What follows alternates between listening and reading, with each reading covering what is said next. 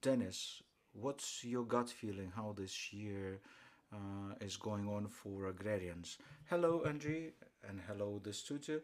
This year, like for all of us Ukrainians, it's all about the war, and the agrarians are not the exception to the rule, but each one in our place recognize that we need to be doing what we can because the armed forces of Ukraine, despite what's happening, they're fighting, they're counteracting, they're making everything possible for the enemy to retreat, while our job is to ensure the country with foodstuff.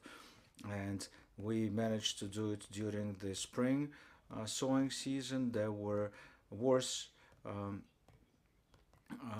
forecasts. We thought that we'll be able uh, yield 60% from previous year's edible lands, but we reached the 70% milestone, which is much better for us. Thus, we'll be able to ensure not only to meet our own food needs, but also export grain and oil crops, and thus generating such needed hard currency inflows for our budget. If there are any questions in the audience, just raise your hand. But while we're doing this, let's talk about the sowing season and then the harvest. So, in terms of the sowing season, whether the war has forced the agrarians to change their plans, whether we have to sow something that we haven't planned before. Well, partially the priorities have been changed, mostly because of the crop turn uh, turnover when we have no chance to sell and we had to sow anyway, and we need to think where to store the new harvest. Some of the agrarians favored not the crops that could generate lots of crop per hectare, like corn, but uh, changing it with soya, uh, where the storage costs are much smaller than that for uh, corn, maize. Also, partially, we have changed the approach. Previously, we were sowing vegetables, but recognizing that the southern occupied regions in Kherson and Zaporizhia were the suppliers number one of early vegetables and seasonal vegetables. So we had to recognize where we could substitute them. So central and uh, western regions are substituting those temporarily occupied capacities. So hopefully we'll have a good yield again, despite the presence at the um, well, losing because of the southern regions being occupied, but hopefully the armed forces of Ukraine soon enough will be able to liberate those occupied territories. So let's move on. You said about 75% of the planned volumes you managed to sow of area, right? 75%, yes. What is needed to um, harvest this yield? Well, we'll start harvesting later on in a couple of months' time for winter crops, but for that we need funds. And of course, like we have the problem with the fuel and lubricants, that's what we need to provide the farmers with. The spring campaign, we used previous reserves and stockpiles, um, but now we are facing certain difficulties that we are run out of those reserves. So, uh, priority 1A for the cabinet ministers and us as the uh, agrarians council to provide them with fuel and lubricants. Well, how dire is the situation? What consequences it might have? Well, like I said, we recognized that this is the problem when we started resolving it gradually. For instance, at the checkpoints at the border, finally they allow the oil tankers to come uh, mm, without waiting in line. So in a couple of weeks, we won't have such a um, substantial deficit, but that's exactly why we are working on it. Another topic that late last week we put a shock to the whole business, not only agriculture, namely the financial interest rates of the banks increased to 25%. Well, uh,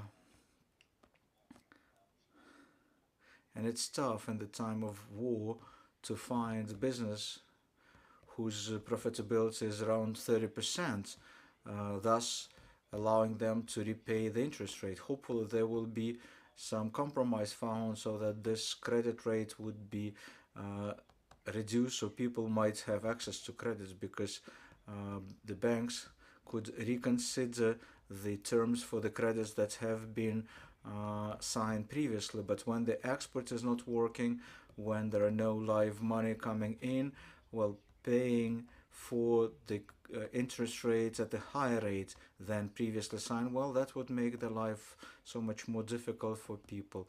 Well, I would like still to ask you about some future exports challenges. It will be a substantial challenge to be able to sell abroad the harvest that will yield this year. But today, what are the possibilities to compensate the ways for exporting the harvest? Well, we're not talking about the compensation of costs. Instead, we are discussing the opportunity of using land and river corridors and our export potentials, and the figures are speaking for themselves. In March, we exported 200,000 of grains. In April, 1.47 million tons. So, if we move in the right direction with involvement of line ministries, the Agrarian, and the Ministry of Agriculture and Ukrainian Railway, then we can increase it up to 50% from the exports that we had before. And uh, uh, previously we sold about 5 million tons. So for us right now is a priority task, and uh, our services deliver effectively, but our Western partners fail because they don't have the well-oiled logistics to handle such an huge flow. So hopefully, when we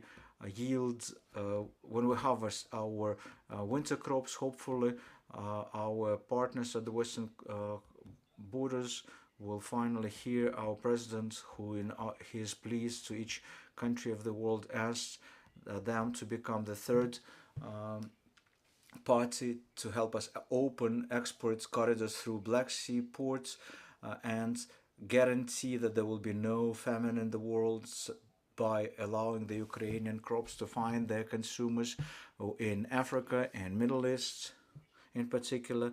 So if we resolve that, we won't have to discuss any compensations. But additionally, in the context of your question, I would like to tell you that if we are able to expedite all this, we need to know how to store those stocks, not only silos.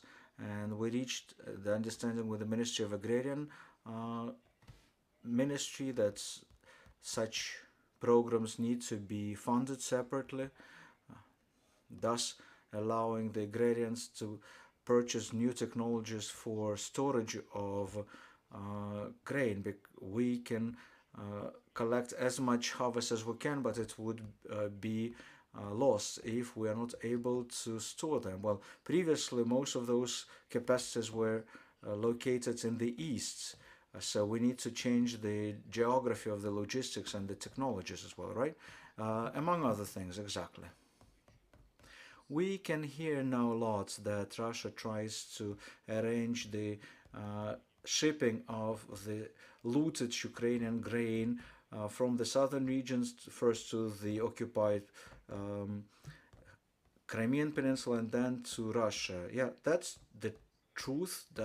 That's the fact that I have heard from the members of our Agrarian Council who come from Kherson and Zaporizhia regions.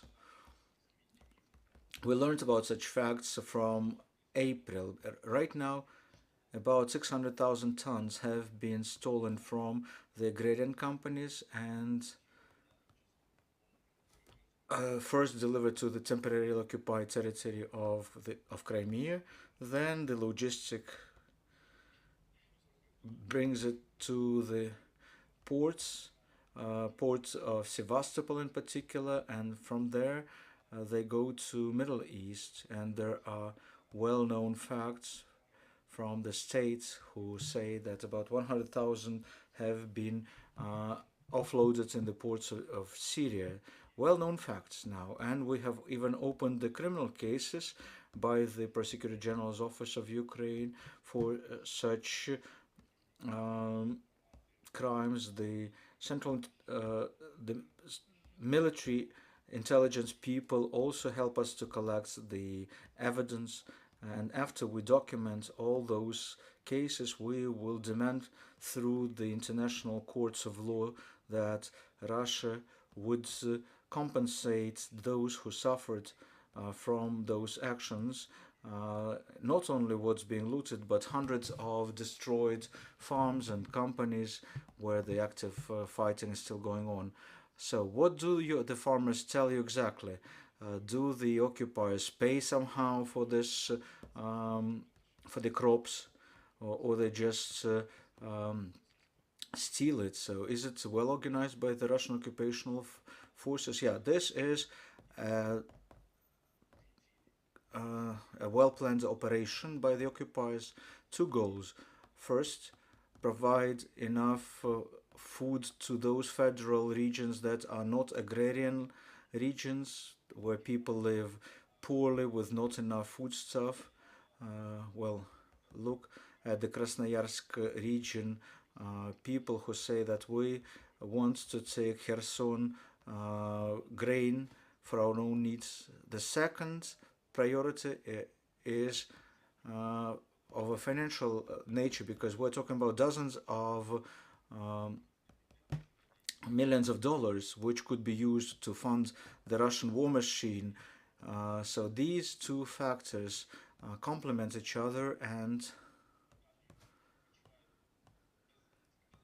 they feel impunity here because, yeah, those territories are occupied. And how is it happening in reality? A couple of ways, actually. You need to sell it for nothing. If you refuse to, then they physically take the grain, the crops away from you, and through the decisions of such puppet managers who are being installed in the occupied territories, claiming that we nationalize all those assets for the interests of the community, but then being shipped out of the country altogether. Thank you, Denis Marchuk, Deputy Head of the All Ukrainian Agrarian Council. Thank you for this conversation. Our next briefing starts at 3 sharp. We wait for Alexander Matuzyanek, the spokesperson of the Ministry of Defense of Ukraine. Stand with